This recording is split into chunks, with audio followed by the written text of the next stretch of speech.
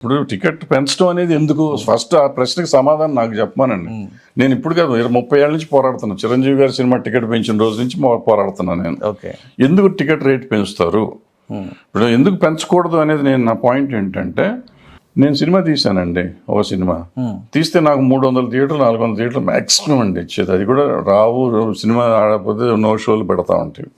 అదే ఒక పెద్ద హీరో సినిమా, పేర్లు వద్దు, ఎవరిదైనా కానీ 2000 థియేటర్లు తక్కువ పడవండి. అంటే 300 థియేటర్లో నాకు స్క్రీన్లో నాకు వచ్చే డబ్బుకి 2000 స్క్రీన్లో వచ్చే డబ్బుకి తేడా ఉంది కదండి.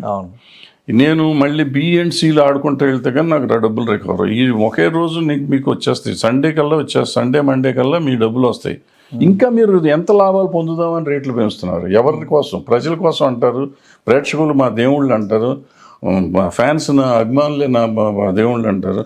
అభిమానులే కదా 3 రోజులు చూసేది. అభిమానులను దోసుకుతింటాం కదా ఇది.